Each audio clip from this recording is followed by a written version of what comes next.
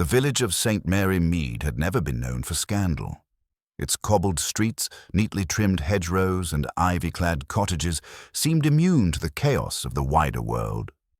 Yet, in the cozy warmth of the Marigold Hall, an unusual tension simmered beneath the surface, almost imperceptible amidst the merry chatter of the annual Christmas gathering.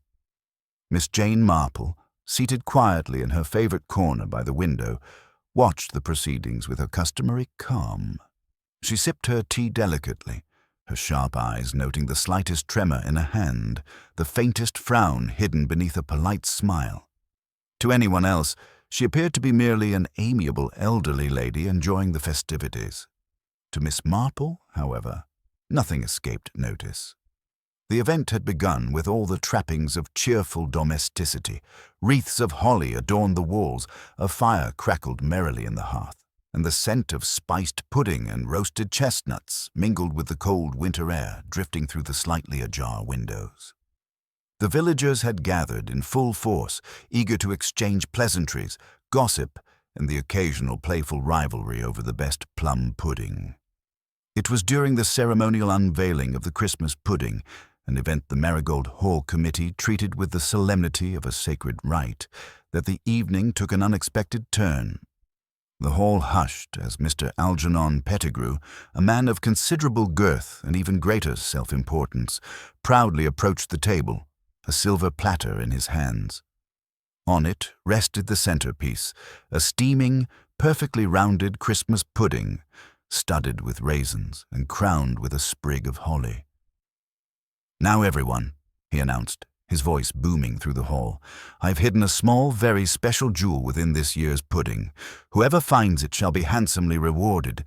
A little festive fun, you understand." A ripple of excitement swept through the room. Children clutched their parents' hands, young couples exchanged mischievous glances, and even the staid vicar allowed a smile to twitch at the corners of his lips. Miss Marple, however, raised an eyebrow.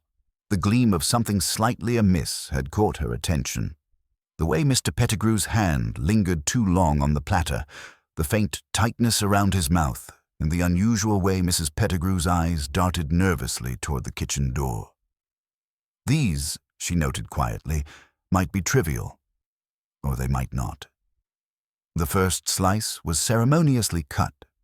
A delicate aroma of brandy and spices wafted through the room, but instead of a cheerful exclamation of discovery, a scream shattered the festive mood.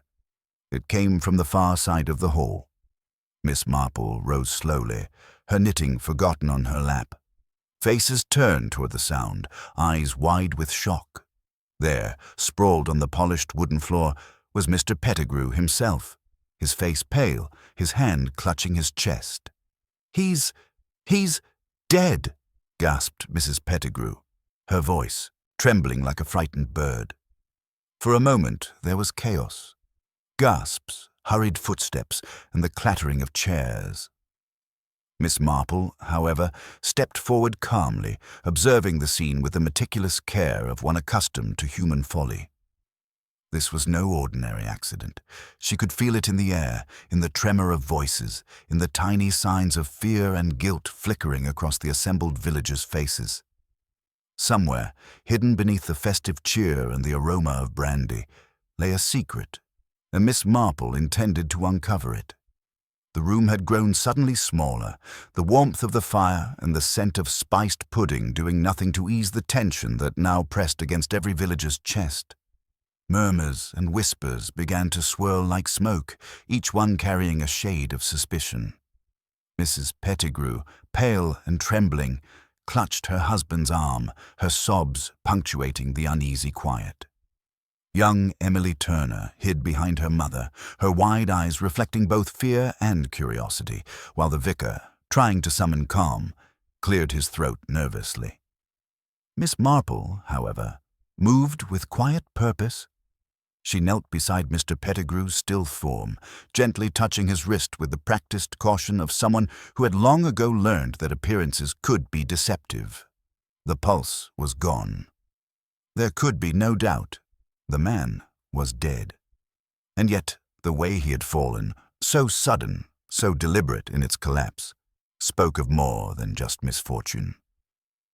The villagers, having recovered just enough composure to speak, began to speculate aloud. "It must have been the brandy in the pudding," someone said, as if the simplest explanation might soothe their frayed nerves. "Poison! Of course it's poison!" another voice shrieked, and gasps rippled across the room. Mrs. Pettigrew, her hand pressed to her mouth, whispered, Who would do such a thing?" Miss Marple listened quietly, noting each expression, each nervous glance. The children had been sent outside to wait, and the adults clustered in hesitant knots, each trying to appear composed while betraying the slightest tremor of fear. Even the kitchen staff hovered in the doorway, hands wringing tea towels, eyes darting toward the body. Inspector Craddock arrived shortly after, summoned by a breathless messenger from the village constable. A man of methodical approach and a certain geniality, he immediately began asking questions, his notebook ready, though he was met mostly with speculation and fragmented accounts. Miss Marple watched him from a corner, noting how his attention was drawn to the most obvious suspects: the nervous kitchen maid, the slightly shifty cousin of the deceased, the servants who had prepared the pudding, while subtle glances from those who seemed perfectly composed went unnoticed. "It's an unfortunate accident, I'm afraid," one villager whispered, attempting to calm the crowd. Miss Marple, hearing the tone of relief in the words, understood the psychology at play. In St. Mary Mead, people preferred tidy explanations, ones that would allow them to return to their familiar routines without peering too closely at uncomfortable truths. As the initial shock began to settle, curiosity mingled with fear, and the villagers' gossip grew more daring. "I heard Algernon argued with his sister only yesterday over the property," Mrs. Mabel Larkins confided in a low voice. "She would do anything to get her hands on his fortune." Another voice chimed in. But what of young Peter Hargrove? He was seen lurking near the kitchen. Perhaps he had a reason to... Well, we all know he wasn't fond of Mr. Pettigrew. Miss Marple smiled faintly to herself, noting the layers of assumption and the tangled web of resentments. Each remark, though seemingly idle chatter, revealed more about the villagers than about the deceased. People could lie with words, but rarely with their mannerisms, their fleeting expressions, the tiny tells of guilt or fear. Standing slightly apart, Miss Marple allowed her mind to drift to minor details that others dismissed. The angle of the knife in the serving tray, the faint scent of almonds lingering in the air, the curious tilt of the holly sprig on the pudding, it was the subtle things, the almost invisible signs that she knew would guide her to the truth. She had no doubt that someone in this very room knew far more than they were letting on. And so, amid the swirl of gossip, the careful questioning of the inspector, and the tremulous sobs of Mrs. Pettigrew, Miss Marple began her quiet investigation. She did not speak loudly, nor did she make grand declarations.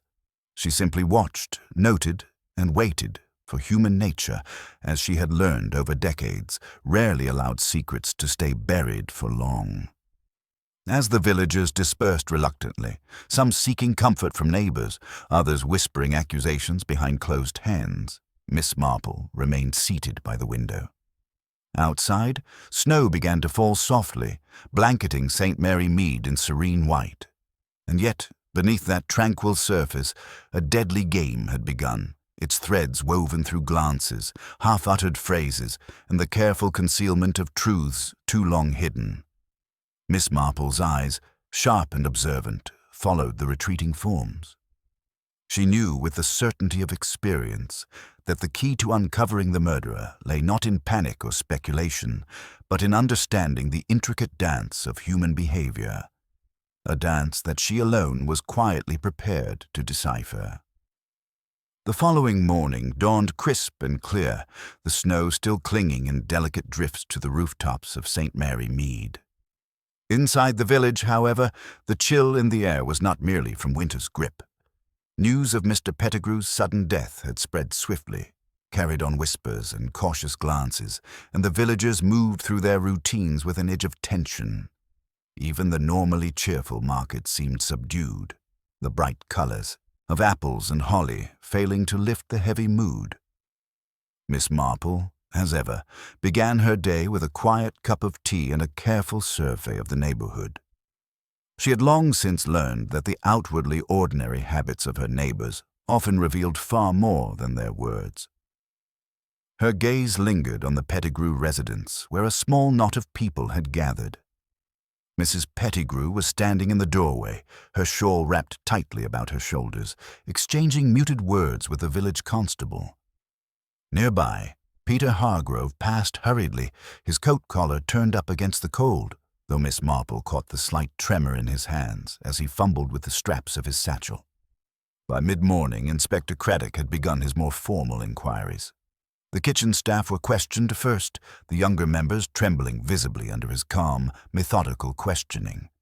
Miss Marple, appearing by chance in the kitchen under the pretense of checking on her neighbor's elderly cat, noted the nervous avoidance of eye contact, the slight hesitations before answering, the way one young maid's fingers fidgeted with a tea towel as if to anchor herself. Across the village, the gossip gathered momentum, each retelling of the night before acquiring embellishments that grew bolder by the hour.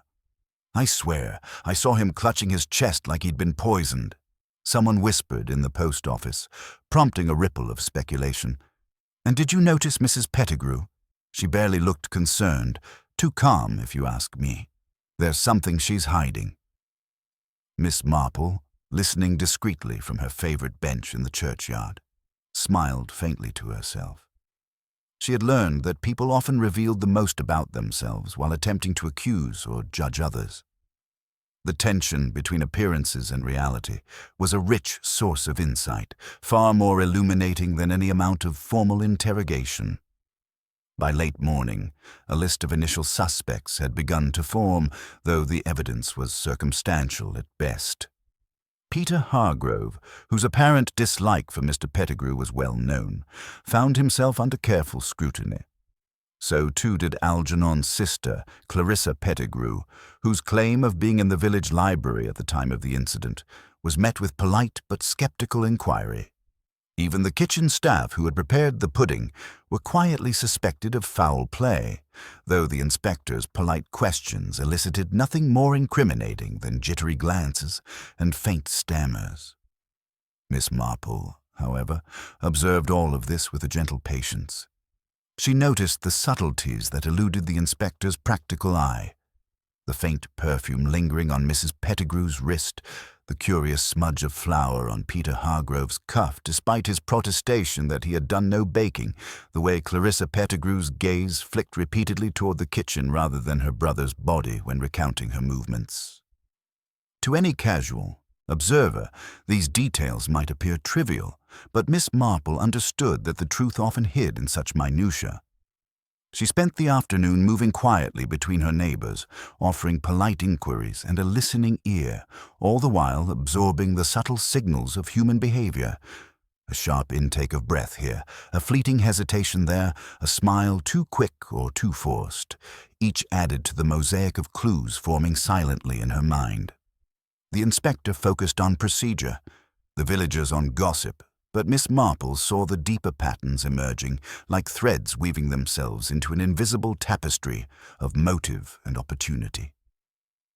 As dusk approached, Miss Marple returned to her small sitting room, her knitting untouched. She pondered the events of the day, reviewing every conversation, every expression she had observed. The village, in its outward calm, was already revealing the undercurrents of fear and resentment that had always lain beneath its picturesque surface. And one fact was becoming clear to her. The solution would not come from force or evidence alone. It would come from understanding the intricate interplay of human nature, the impulses, the secrets, and the small telling gestures that marked guilt, anxiety, or concealment. By nightfall, the snow had begun to fall again, soft flakes drifting past the window. Miss Marple settled into her chair, her keen mind already arranging the day's observations into patterns. Somewhere among the villagers, the truth waited quietly, hidden beneath layers of politeness and fear. And Miss Marple, with her habitual calm and keen understanding of human character, was certain she would uncover it, one subtle sign at a time. The following morning brought an icy clarity to St. Mary Mead, the frost glittering on the hedgerows as if the world itself wished to remind the villagers that beauty and danger could coexist.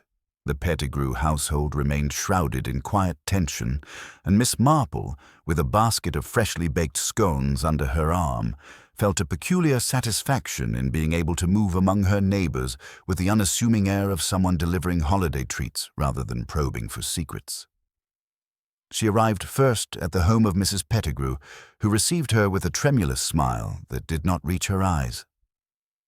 "Do sit down, Miss Marple," she murmured, her voice tight. "It has been such a dreadful time. I hardly know what to do."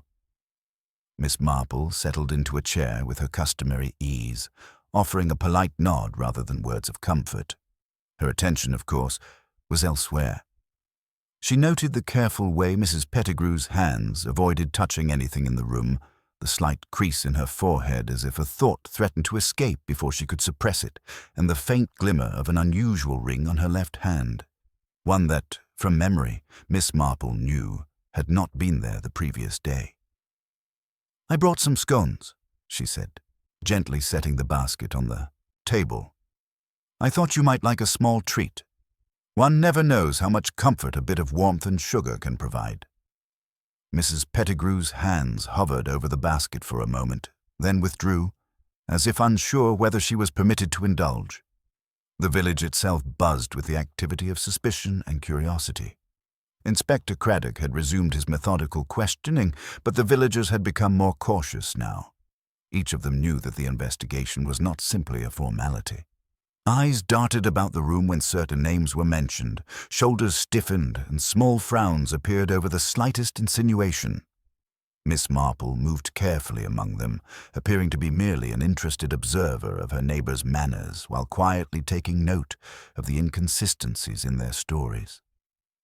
Peter Hargrove, when asked where he had been on the night of Mr. Pettigrew's death, gave a careful account of wandering near the frozen pond to watch the ducks, but he hesitated when questioned about the kitchen's activity.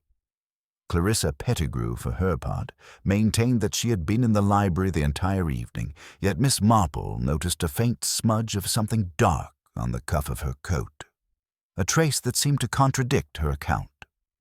It was the smaller, nearly invisible details that Miss Marple found most compelling. A footprint by the kitchen door, partially obscured by the snow outside. A smear of flour on the edge of a serving tray. A faint odor of bitter almonds that lingered where no one seemed to have lingered at all. Each of these, while seemingly trivial, suggested a careful orchestration that the villagers had neither noticed nor understood. By mid-afternoon, the inspector had gathered the first circle of potential suspects into the drawing room. There was Peter Hargrove, fidgeting and pale. Clarissa Pettigrew, composed but with eyes that flickered nervously, and the young kitchen maid, whose hands trembled and whose voice occasionally cracked. Craddock asked his questions in the deliberate, orderly fashion he favored, while Miss Marple, sitting quietly in a corner, noted the subtleties of human behavior that no notebook could record. A telling exchange occurred when the inspector asked Peter whether he had touched the pudding before the fatal slice was cut. His voice wavered, and he glanced briefly toward Mrs. Pettigrew, who flinched ever so slightly at the look. Clarissa, overhearing the question, pressed her lips together, her eyes flicking momentarily toward the kitchen before returning to her composed expression. Miss Marple's gaze lingered on the minutiae. The way Peter's fingers tapped lightly against his knee, the slight blanching of Clarissa's hand, and the subtle adjustment of the maid's apron as if to hide something unseen. By the time the villagers had dispersed, Miss Marple had accumulated a mental map of relationships, grudges, and hidden tensions. It was becoming increasingly clear to her that the first suspects, while plausible to the inspector, were merely the outer edges of a more intricate puzzle. The key would not lie in the most obvious motives, but in the overlooked, the subtle, and the quietly revealing gestures that spoke louder than words. As evening fell, Miss Marple returned home, her knitting basket resting on her lap. She allowed herself a small, reflective smile. The puzzle was taking shape in her mind, each observation like a piece placed carefully into position. Somewhere amid the polite smiles, nervous glances, and whispered fears lay the truth of Mr. Pettigrew's death. A truth that would require patience, subtlety, and the quiet power of human insight to uncover. And Miss Marple, as always, was perfectly prepared to wait. The following day brought a thin veil of mist over St. Mary Mead, softening the edges of the village and lending an almost ethereal quality to the snow-covered rooftops. Miss Marple, as always, took her morning stroll through the familiar lanes, allowing her eyes to drift over the cottages and gardens with quiet attentiveness. The village appeared serene, but beneath that calm lay the tension that had gripped every household since the shocking death of Mr. Pettigrew. Miss Marple's first stop was the Marigold Hall, where the aftermath of the previous evening's chaos still lingered. Chairs were askew, a faint scent of brandy and spices clinging stubbornly to the air, and a scattering of holly leaves hinted at the hurried disarray of the festive gathering. While the inspector had spent much of the morning questioning those most visibly nervous, Miss Marple allowed her gaze to drift toward subtler signs, the minutiae of human behavior and overlooked objects that might speak louder than testimony. It was the kitchen, naturally, that drew her attention. Here, she noticed a small scrap of parchment peeking out from under a serving tray, almost invisible against the worn oak. Picking it up carefully, she read the faint, hurried scrawl, a note that seemed innocuous at first glance, but that contained a name, Clarissa, and a time, marked precisely. 8:45 p.m., the very hour the pudding had been brought to the table. Miss Marple's eyes narrowed ever so slightly. It was a detail that others would have dismissed entirely, yet it hinted at a planning, a premeditation that no accident could explain. She returned to the drawing-room, where the inspector was still questioning Peter Hargrove and the kitchen staff. Miss Marple allowed herself to speak, but gently in her unassuming manner. "It seems, Inspector," she remarked, almost as an afterthought, "that someone took great care in preparing that pudding. Perhaps they had a reason to be precise about the time it was served." Craddock, polite but slightly impatient, nodded and jotted a note. Yet it was clear he did not yet perceive the significance of her observation. Miss Marple's mind returned repeatedly to Clarissa Pettigrew. The scrap of paper suggested both opportunity and intent, but her instincts told her it was not the entire story. The faint smudge on Clarissa's sleeve, the nervous flicker of her eyes toward the kitchen, and now this carefully hidden note, all pointed to a tension between outward composure and hidden activity. In Miss Marple's experience, such contradictions rarely existed without cause. By mid-afternoon, she found herself walking past the frozen pond, where Peter Hargrove had claimed to have spent the evening. She observed the footprints in the snow, some fresh, some partially covered, noting the slight discrepancy between the tracks and Peter's description of his movements. A young boy passing by paused to watch her, and she asked lightly, "Did you see anyone else near the kitchen last night?" The boy shook his head, but his quick glance toward the Pettigrew house betrayed a hint of something unspoken. Returning to her home as the light began to fade, Miss Marple pieced together a pattern she alone could see. The sequence of events, the subtle manipulations, and the nervous behaviors all suggested that the murder had been far from spontaneous. It had been planned, timed carefully, and executed with attention to details small enough that only an observant mind could trace it. That evening, as she sat by the fire, Miss Marple reflected on the villagers she had watched that day. The inspector, diligent though he was, focused on the obvious. The villagers, caught between fear and curiosity, revealed truths indirectly through slips of speech or nervous gestures. And yet the true clue, the one that would unravel the entire deception, was still waiting to reveal itself fully. Miss Marple's fingers rested lightly on her knitting. She knew that patience, observation, and subtle questioning would uncover what others overlooked. Somewhere in St. Mary Mead, a secret was being guarded with care. But human nature, she reflected with quiet certainty, had a way of slipping, of betraying even the most careful plans. And Miss Marple, with her gentle vigilance, would be ready when that slip occurred.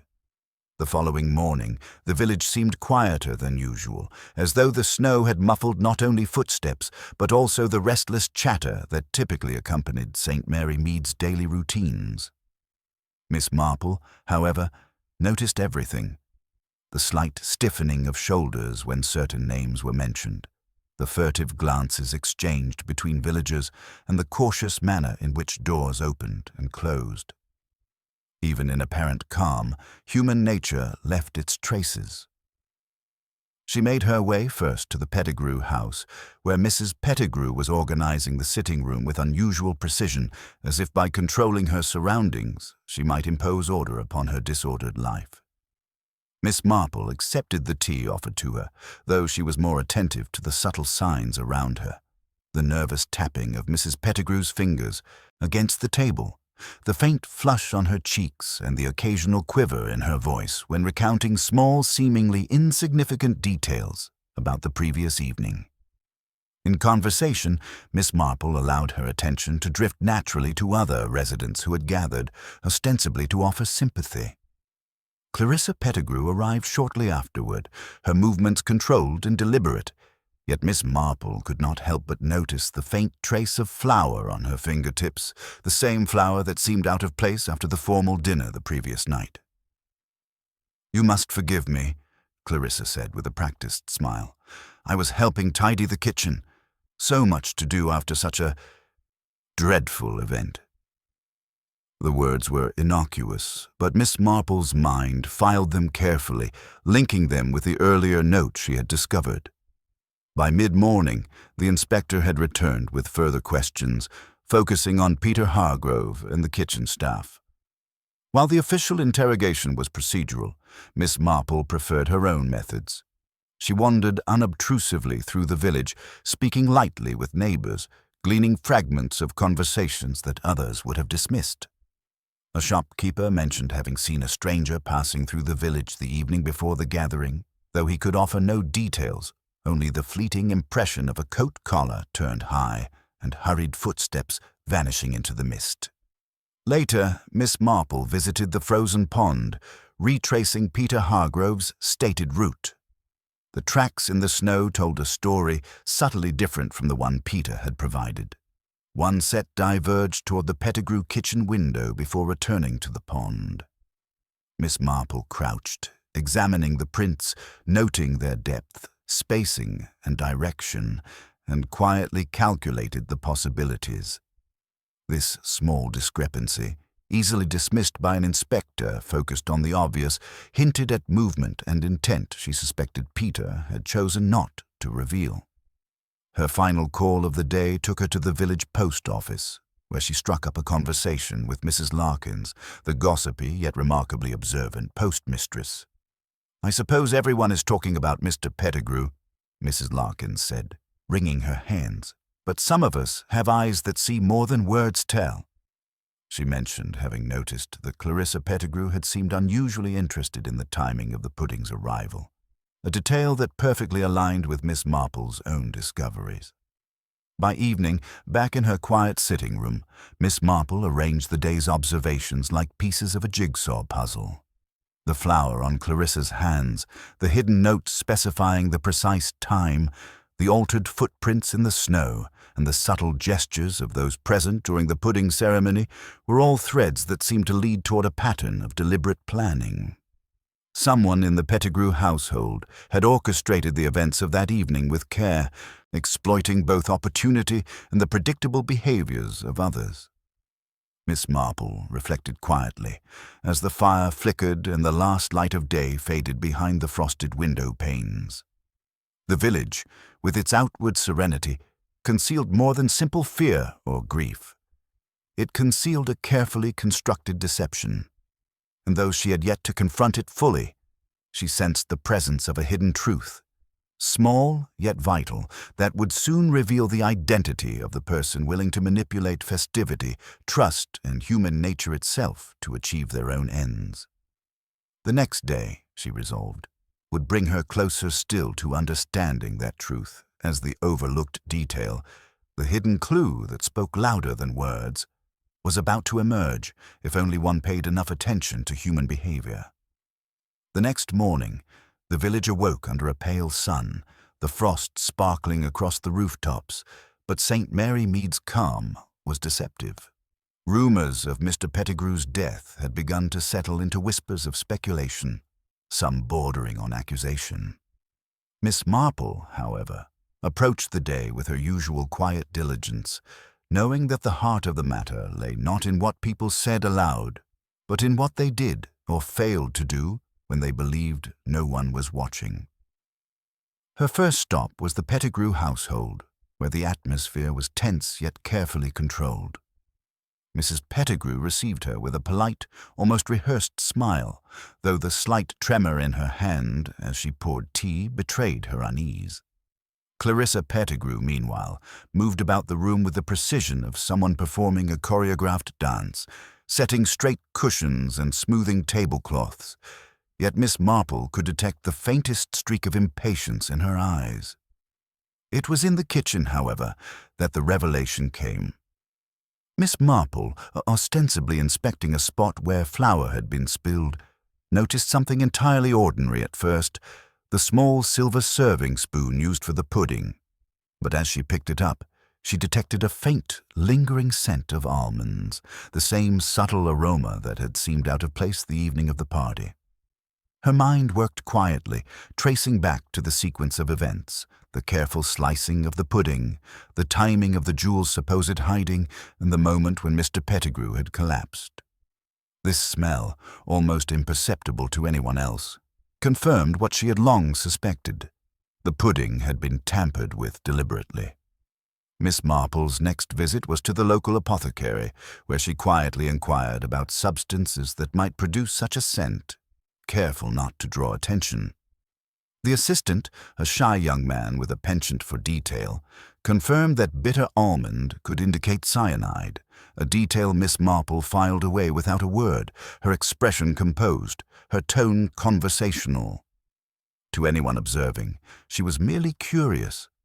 To her, it was a crucial piece of the puzzle. Later, she returned to the village green, where a few of the neighbors had gathered, speaking in hushed tones about the unfolding investigation. Here, she observed more human behavior. Peter Hargrove's restless pacing, his eyes darting toward the Pettigrew house more often than he spoke, and Clarissa Pettigrew's carefully measured steps, as if she were consciously maintaining a facade of normalcy. Every hesitation, every micro-expression, was a thread connecting them to the evening's events. By mid-afternoon, Miss Marple was ready to test a subtle theory she had been forming. She visited the local library, ostensibly to return a book, but in reality to observe Clarissa Pettigrew's movements.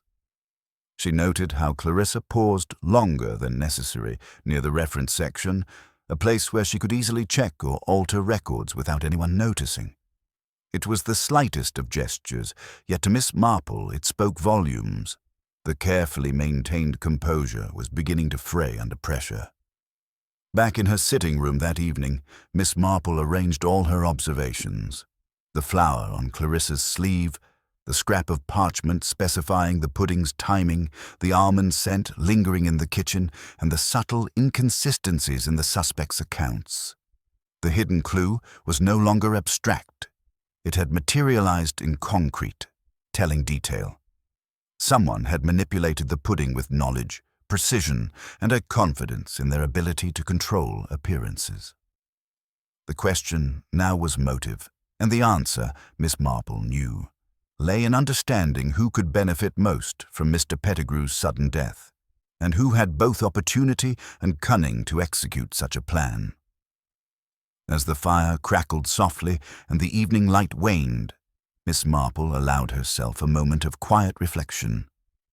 The web of human behavior, gossip, and hidden resentments was beginning to reveal its shape, and she sensed that the next day would bring confrontation, subtle probing, and the chance to watch the suspects under gentle pressure. The truth was almost within reach, poised delicately, waiting for the smallest misstep to expose it fully. The next morning, Miss Marple set out with her usual unassuming air, walking slowly through the frost-kissed streets of St. Mary Mead. The village seemed outwardly calm, yet every face she passed carried a trace of tension, a subtle unease that betrayed the lingering shock of Mr. Pettigrew's death. People moved deliberately, avoiding eye contact with neighbors, yet unable to fully suppress the nervous glances that flickered when they believed no one was observing. Her first visit was to Clarissa Pettigrew, who greeted her with a carefully composed smile, but the tension in her posture betrayed a restless energy beneath the surface. Miss Marple accepted the invitation to sit, her hands folded neatly in her lap, as if she were there merely for a friendly chat. In truth, she was testing, probing the invisible threads of emotion that tied Clarissa to the previous evening's events. "I suppose it has all been quite exhausting," Miss Marple remarked lightly, her tone almost casual. "All the preparations, the guests, the excitement of the little game with the jewel. I do wonder sometimes how one keeps track of all the little details in the midst of such fun." She allowed her eyes to linger softly on Clarissa, noting the slight flinch at the mention of details. Clarissa's smile remained fixed, but her fingers twitched slightly against the edge of the table. "Yes. Well, one must try to keep everything in order," she replied, her voice measured. "One can't very well allow things to get muddled." Miss Marple nodded, her expression gentle. "Of course. And yet sometimes even the smallest slip can reveal more than one intends. A misplaced item, a mark on a sleeve, little things that seem insignificant to everyone else." She paused, letting her words settle, watching the subtle tightening of Clarissa's jaw and the brief, darting glance toward the kitchen doorway. It was these slight, almost imperceptible reactions that Miss Marple catalogued with care. She had long known that true guilt seldom remained hidden when confronted with casual, seemingly innocent observations. The mind, when under pressure, often betrayed itself in gestures, in micro-expressions, in the way a hand fidgeted or eyes flickered too quickly toward an otherwise unremarkable point. Later in the morning, she paid a quiet visit to Peter Hargrove, who was working diligently in the small village workshop. She remarked casually about the peculiar patterns in the snow by the frozen pond and the difficulty of navigating the icy paths, all the while noting Peter's subtle avoidance of direct answers and the nervous tapping of his fingers. Each hesitation, each inconsistency in his story was another thread connecting him to the events she was piecing together. By afternoon, she returned to the Pettigrew kitchen under the guise of assisting with the tea preparations, but her real aim was observation. The kitchen staff moved about their tasks with polite efficiency. Yet Miss Marple noted the anxious glances exchanged when certain names were mentioned, and the fleeting moment when Clarissa's attention lingered too long on the serving trays. Small flour smudges, minor scratches on the table, and the faint, lingering scent of almonds all coalesced into a pattern that pointed toward deliberate action rather than accident. That evening, sitting by her fire with the last light fading behind frosted panes, Miss Marple reflected on the day's subtle revelations. She had begun to see the skeleton of the evening's events more clearly, the careful planning, the manipulation of opportunity, the calculated movements of those involved. The next step, she knew, would be to create a situation in which the guilty party's carefully maintained composure might falter, revealing the truth through instinctive reactions rather than spoken confessions. The village, cloaked in snow and seeming serenity, concealed more than grief and fear. Beneath the polite smiles and careful manners, there was a current of anxiety, a tension that Miss Marple had learned to read with quiet precision. Soon, she reflected with the faintest of smiles, the final pieces of the puzzle would fall into place, not through force, but through the careful observation of human nature, subtle manipulation, and the unerring patience that had long been her hallmark. The following morning, Miss Marple set out with a quiet purpose, walking along the familiar lanes of St. Mary Mead. The snow had begun to melt slightly under the weak winter sun, leaving patches of glistening ice that reflected the pale light. To the casual eye, the village appeared serene, even cheerful, but Miss Marple saw the subtle ripples of unease that ran beneath the surface, the careful avoidance of certain doorways, the nervous adjustment of shawls, the slightly forced smiles exchanged among neighbors. Her first call was at the Pettigrew house, where she had arranged, under the guise of a friendly visit, to meet Clarissa Pettigrew alone. She found her moving about the drawing room, arranging cushions with meticulous precision, as if order could somehow restore calm to a household fractured by grief. "I thought perhaps you might like a companionable cup of tea," Miss Marple said softly, her tone as unassuming as ever. "It gives one time to think, does it not?" Clarissa's smile remained fixed, but her eyes betrayed a flicker of tension. Miss Marple allowed her gaze to drift to the small details, the slight tremor in her hand as she poured, the faint smudge of flour on her sleeve, the almost imperceptible tightening of her lips when the subject of the pudding was mentioned. "Sometimes," Miss Marple observed gently, "the smallest slips tell us more than we intend. A gesture, a look, a mark upon one's clothing." Her words were casual, almost conversational, but they carried the weight of subtle accusation. Clarissa stiffened imperceptibly, glancing toward the kitchen before quickly returning her attention to the teacups. Miss Marple noted the reaction carefully, filing it alongside the flour on her hands, the hidden note she had discovered, and the inconsistencies in her accounts. This was a woman accustomed to control, yet under the soft, probing pressure of Miss Marple's observation, the carefully maintained facade wavered ever so slightly. Later, Miss Marple visited Peter Hargrove, ostensibly to discuss a local matter of village charity, but in reality to observe his responses to seemingly innocent inquiries about the previous evening. He fidgeted, his fingers tapping nervously, his eyes shifting too quickly to the floor before meeting hers. When she mentioned the pudding, his hesitation was brief but telling, a momentary crack in the armor of casual explanation.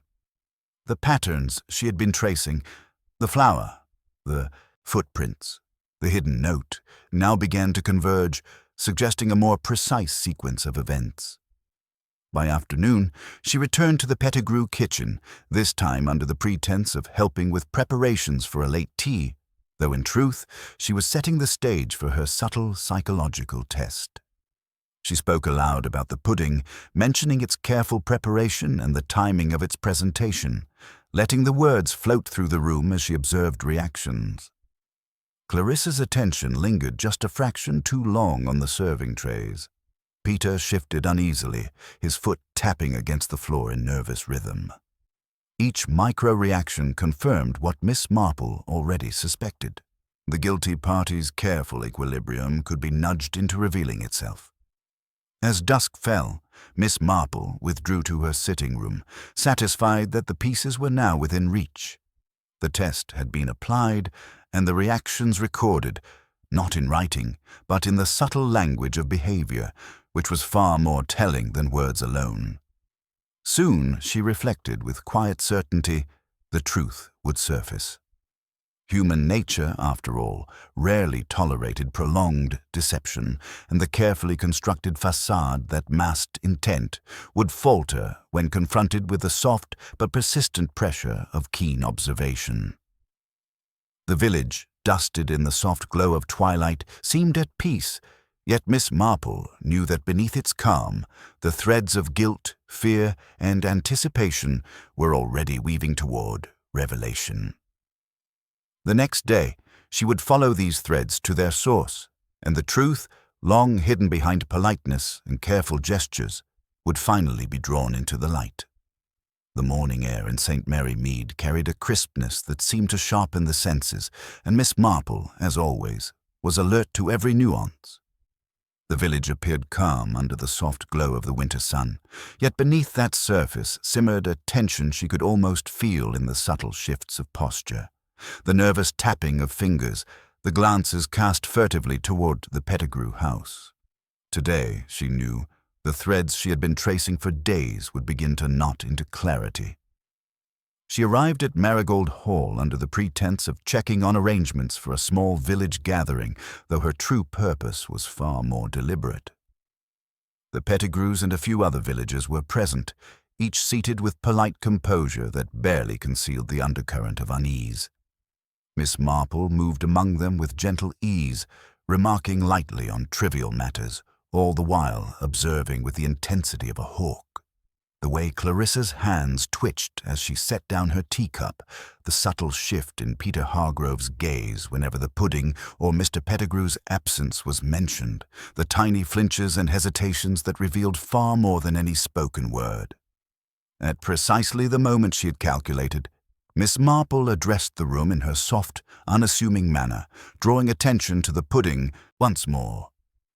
"It is curious," she remarked, "how such a festive tradition, a little game with a jewel, can sometimes take an unexpected turn. One would hardly imagine that a careful hand, a small, deliberate act, could so completely alter the course of an evening." Her words were casual, yet the weight beneath them was unmistakable. Clarissa Pettigrew's composure faltered almost imperceptibly. A slight blanching of the cheeks, the tightening of her lips, the rapid dart of her eyes toward the kitchen. Peter Hargrove shifted in his seat, but it was the smallest gestures, Clarissa's hesitant movements, her subtle, instinctive attempts to regain control, that told Miss Marple everything she needed to know. The careful orchestration of Mr. Pettigrew's demise had been executed with precision, yet even the most meticulous plan could not withstand the pressure of a keenly observant mind. Gently, Miss Marple continued, recounting her observations with the air of a reflective conversation rather than accusation. "One must always consider who benefits from a sudden change of fortune, who has opportunity and knowledge, and who, perhaps, has the courage to act when others cannot. In every gathering there are those who watch, those who wait, and those who act." Her eyes lingered lightly on Clarissa, noting every micro-reaction. The room seemed to hold its breath, the villagers now fully aware that Miss Marple was leading them somewhere. At last, with the quiet authority that had earned her reputation, Miss Marple spoke the name that had been gathering in her mind like a shadow beneath snow. "Clarissa Pettigrew, it was you who saw an opportunity in the evening's festivities, who used the pudding not for the amusement of a hidden jewel, but to bring about your brother's end." Clarissa's face paled, and she instinctively recoiled, though she tried to maintain her composure. The proof, Miss Marple knew, was in the constellation of subtle behaviors, the flour smudge, the hidden note, the almond scent lingering in the kitchen, the careful attention to timing, and the micro-expressions that had betrayed her over the days of quiet observation.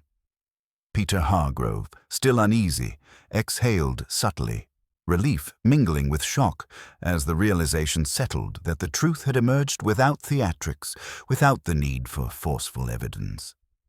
The inspector, who had been quietly observing, stepped forward, his notebook ready, but Miss Marple's words had already crystallized the pattern.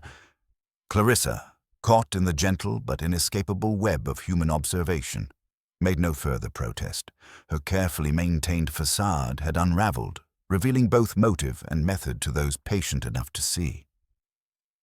As the villagers absorbed the revelation, a hush settled over Marigold Hall.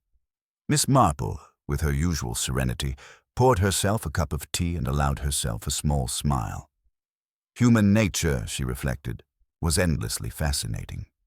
Capable of deceit, ambition, and malice, yet inevitably revealing itself through the smallest gestures, the briefest hesitations, and the patterns that only patient observation could uncover. The village, once again, returned to its quiet rhythm, though now with an undercurrent of awareness. St. Mary Mead had learned that beneath the charming facades and polite manners, even the most carefully concealed intentions could not escape the gentle, persistent gaze of Miss Marple. And she, calm as ever, resumed her knitting, content that justice had been served, not through force, but through understanding the intricate truths of human behavior. In the days that followed, St. Mary Mead settled back into its customary rhythm, though the air carried a subtle note of unease. Shops reopened, children played in the snow-dusted lanes, and the market once again displayed its cheerful array of produce and confections. Yet beneath the surface, the villagers moved with a quieter awareness, their conversations tempered by the memory of events at Marigold Hall. Miss Marple, for her part, observed all of this with a gentle, measured attention, noting the way the village adjusted to the knowledge of Clarissa Pettigrew's culpability. Mrs. Pettigrew, though outwardly composed, spoke less freely than before, her hands constantly smoothing her skirts or adjusting her shawl, gestures that betrayed lingering tension. Peter Hargrove, relieved to have the truth revealed, seemed lighter in step but careful not to draw attention to himself. Even the children seemed aware, in their small way, that the ordinary rhythms of life had been punctuated by a dark and deliberate act, and that the village, though outwardly restored, would never entirely forget the tragedy. Miss Marple spent her days quietly knitting and visiting neighbors, offering gentle conversation that allowed her to observe, without intrusion, the lingering effects of human nature. She noted the way people unconsciously revealed themselves. A glance too long, a hesitation in speech, a shift of posture when recalling the past day's events. These subtleties reminded her that, though justice had been served, the imprint of wrongdoing left traces not so easily erased. At Marigold Hall, Inspector Craddock completed his official inquiries, leaving the household with a sense of closure, if not complete peace.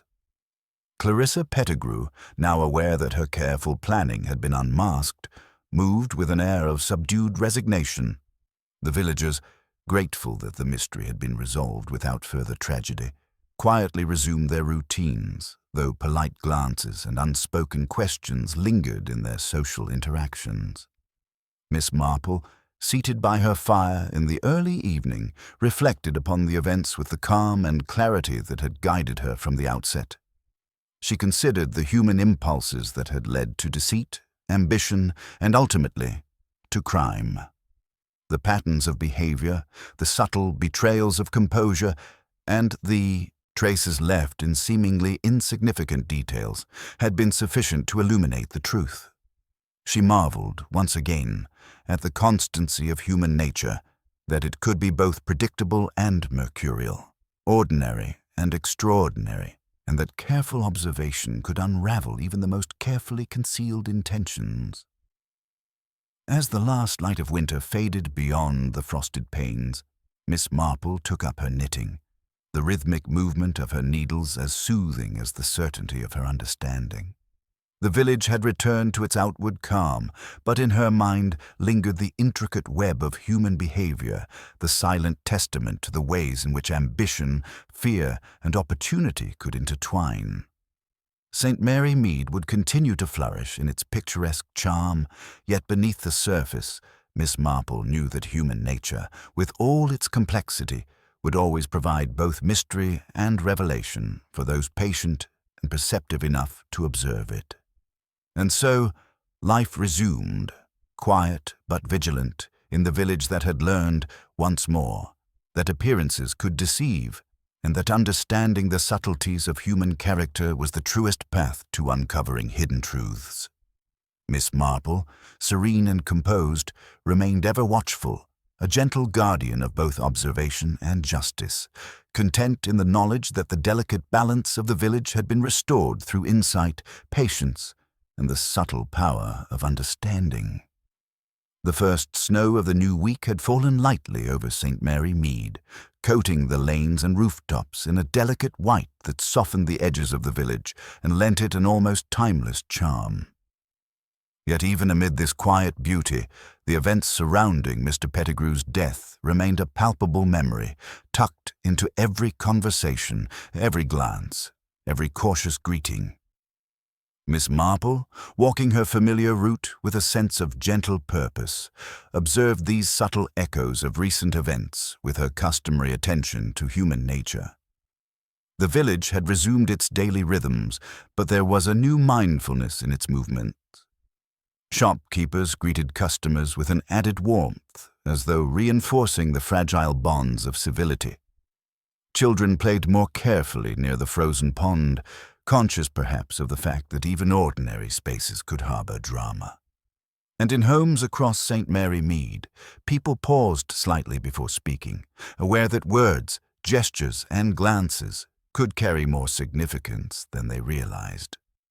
Miss Marple herself moved through these patterns with her quiet grace, offering tea to neighbors, commenting on local events, or observing the simple domestic routines that so often revealed character.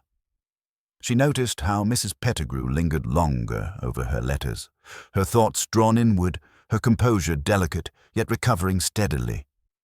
Peter Hargrove, for his part, had returned to his workshop with a measured diligence, yet there was a subtle ease in his movements now that the mystery had been resolved.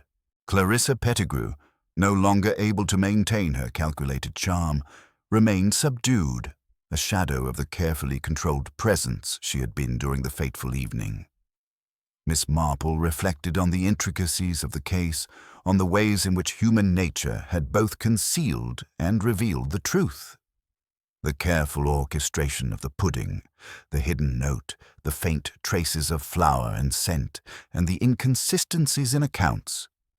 All of these were reminders that the smallest details, when observed with patience and understanding, could illuminate even the darkest intentions.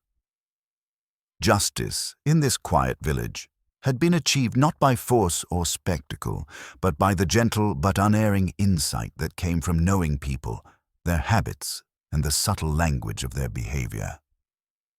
In the warmth of her sitting room, Miss Marple allowed herself a moment of reflection. She thought of the villagers, each touched by the events in different ways, some with fear, some with relief, some with lingering curiosity. She thought of the delicate balance between appearances and reality, and of the way a single act, seemingly minor, could ripple through a community, altering perceptions and relationships. And she thought of human nature itself, capricious, ambitious, fallible, and yet inevitably revealing its patterns to those willing to look closely enough. As the evening settled, the lamps casting a soft glow across her room, Miss Marple returned to her knitting. The rhythm of the needles, the quiet crackle of the fire, and the peaceful hush of the village outside reminded her that life, even after tragedy, continued with its ordinary routines and enduring truths. St. Mary Mead had been forever touched by the events of that Christmas season. Yet it had survived, strengthened in its awareness, and fortified by the gentle guidance of observation and understanding. And Miss Marple, serene and composed as always, knew that as long as human nature remained, there would always be mysteries to unravel, patterns to discern, and truths to uncover, one subtle gesture at a time. The village slept peacefully under the soft blanket of snow, the echoes of past events fading, but the quiet lessons of human behavior, patience, and perception remaining indelibly etched in the heart of St. Mary Mead. The story of the jewel hidden in the Christmas pudding had reached its natural conclusion. The crime revealed, the guilty unmasked, and the village restored, carrying with it the subtle, enduring truth that in the hands of the observant, even the most concealed secrets could not remain hidden forever.